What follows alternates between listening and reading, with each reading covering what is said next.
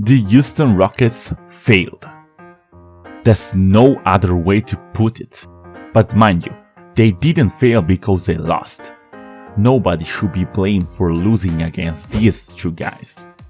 And yet, they failed so much that Antoni already said he is not going to resign with the team. But why? Well, if you want to know, you better stick around to the end of the video. Also, click that like and subscribe button, and one day you'll be able to tell, I was the one of the first to support that guy. Yeah, I mean, someday. As everyone knows, the Rockets gave everything to win this year.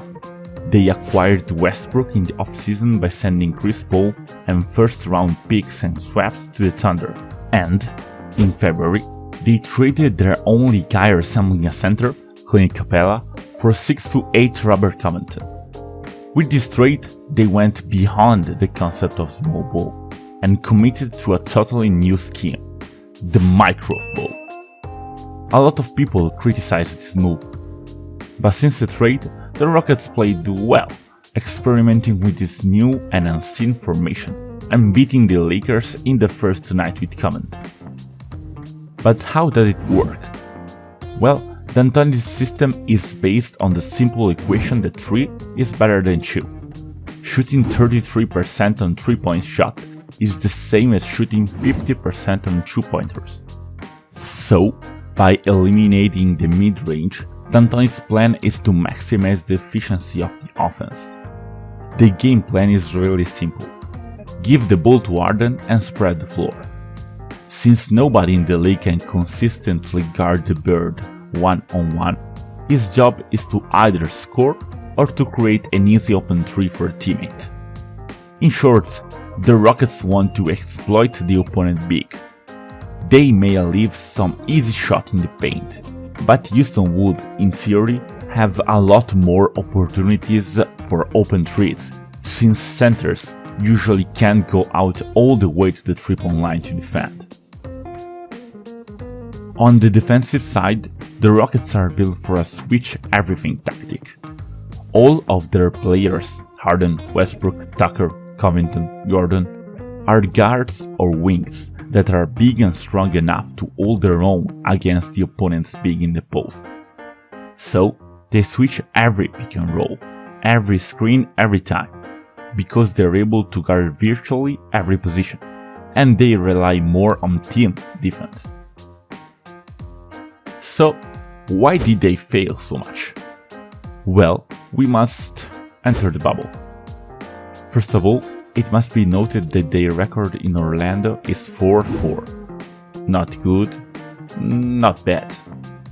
And then, the series with the Thunder starts. Russell Westbrook is out for the first few games injured, and the Rockets, after taking a 2-0 lead, are taken all the way to a Game 7.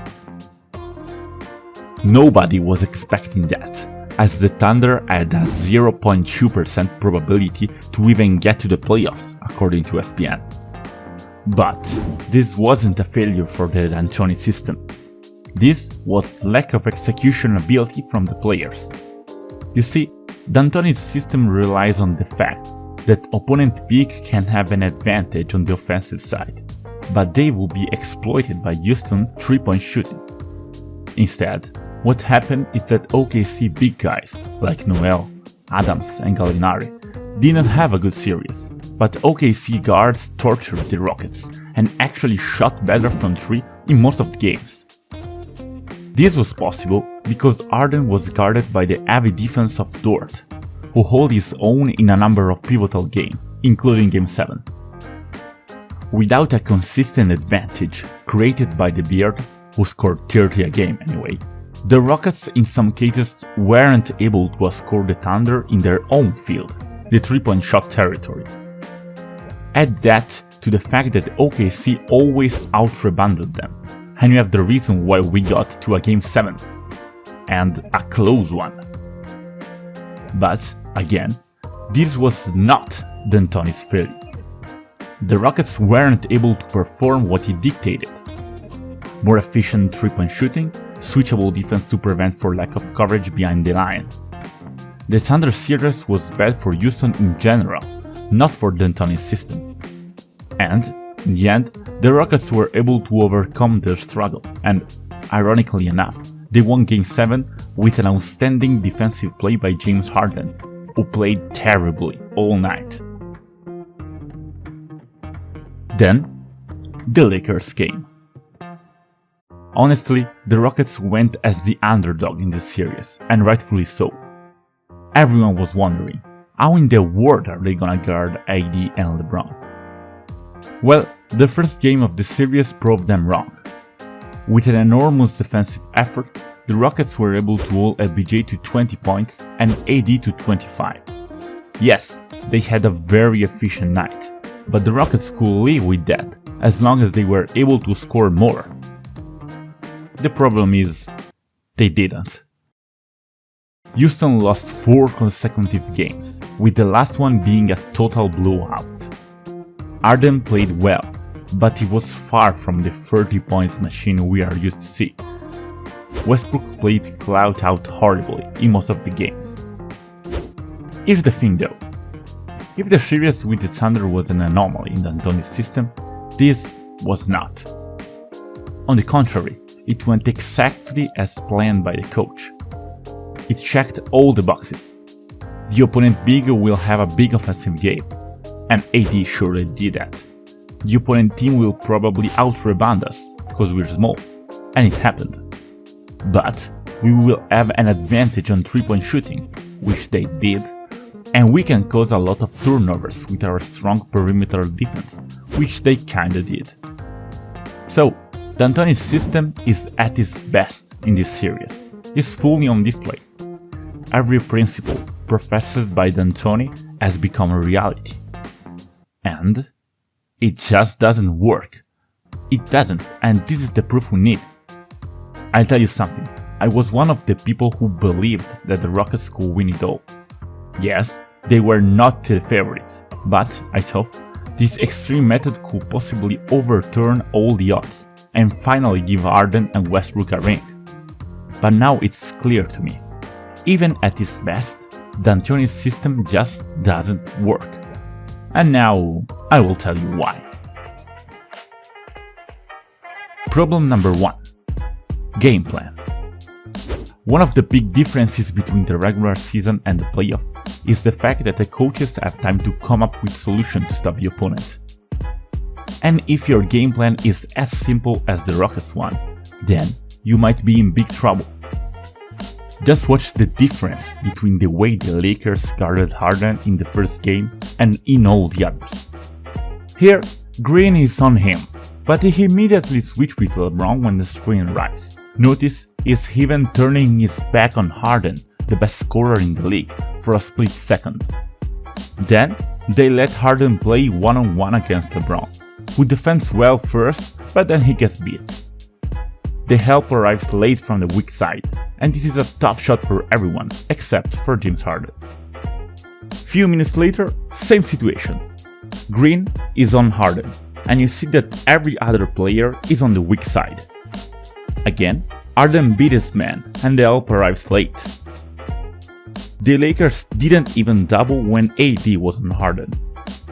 Notice that every eye is on him, but the Lakers stay home, ready to help but not committing to a double team. Harden is able to bait Davis into jumping, and those are 3 freebie. Now, let's look at game 2. This time the plan was totally different. Instead of switching, LeBron stays on Harden after the screen, and McGee lets Covington wide open to double Harden. Also, because his man is Westbrook, AD can left him and help too, forcing Harden to a bad pass, and the play is back from the beginning. But the double team also came without a screen. Here Javal sprints to trap Harden, forcing him to a bad pass that almost became a turnover. Besides that, Vogel's plan was simple. Double Harden, rotate on the other man, and if the ball goes to Westbrook, let him shoot. Easy and practical. Problem number 2. Opponent center. Antoni's mathematical bases are unavoidable. I let the center score 2 points, but then I will score 3 on the opposite side of the floor, because that center cannot chase me to the 3-point line. But this seems to apply only on old school centers like Howard or McGee. The new bigs, the so-called unicorns, are totally different. Yes, you will have an advantage because they won't be as quick as the guards, but they won't be as much exploitable as you may think. Look at this. Davis is switched on Harden, and then, on his catch, immediately slides to his right to prevent the drive.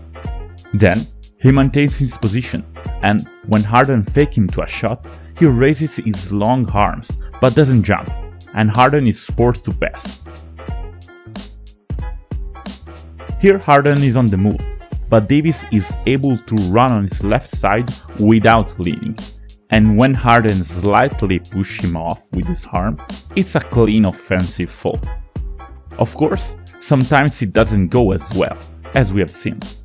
But let's just say that facing the Lakers center is not an automatic and easy 3-point shot. In fact, Houston had better percentage from 3, excluding Game 5, than the Lakers, but they weren't too far ahead. Problem number 3. Rebounding. Antoni's system is really mathematically driven. You should avoid mid-range because it's not an effective shot. But if you want to be driven by the numbers, you should account for all of them. The Lakers out-rebounded Houston by a large margin every single game after the first one. That gave a lot more opportunities to score to the Lakers, like in Game 4, where they shot 88 field goals compared to Houston's 65. If the differences in opportunities are this high, percentage won't even matter. Also, Houston gave up a ton of points in the paint, because offensive rebounds gave LA a lot of easy putbacks. Problem number 4. Defense. As we said, the Rockets are okay if guys like AD score a bunch of points, as long as they are not 40 or 50.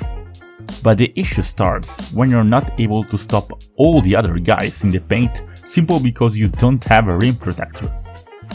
Look how many times a center long enough could have swatted the ball away, block a shot, intimidated the opponent. Instead, what we have is a lot of fairly easy drives to the hoop, especially by LeBron. The Rockets were crushed in the paint on the drives, not only by AD, but by all the Lakers squad. The problem, again, is that the equation that Antoni has in mind doesn't account for the consequences of microball. Normally, in an average team, 2-point shots are less efficient than 3s, because you just need to shot over 33%, and the Rockets did that, to beat a team that shot 50% on 2-pointers. But, if you get rid of the defensive presence of the center, then you'll have to shoot over 40% on 3s to compensate the fact that your opponent shoots way better in the paint.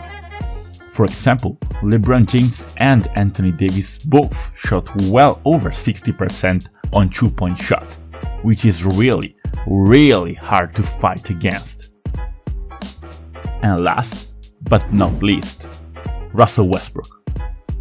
If you like Brody, like I do, you'll try to make up excuses and justification for his shortcomings, like the fact that he was still a bit stiff from the injury and that the bubble messed up with him. Reality is, he choked. He choked big time. And I'm not talking about his physical condition, or the fact that he shot bad because he wasn't 100%. I'm talking about his decision making, about what he should have done different with his mind prior to his body. Russell Westbrook should never shoot a 3. Never. Not sometime, not when he feels it, never. Every time he shoots from distance, it's a win for the defense. My god, in the playoff against the Lakers, he shot under 25% from 3. But the fact is that Russ will be the X factor of the team if he made the right decision, which is always right to the basket when you can. Why? Because every single guy in the team is a better 3-point shooter than him.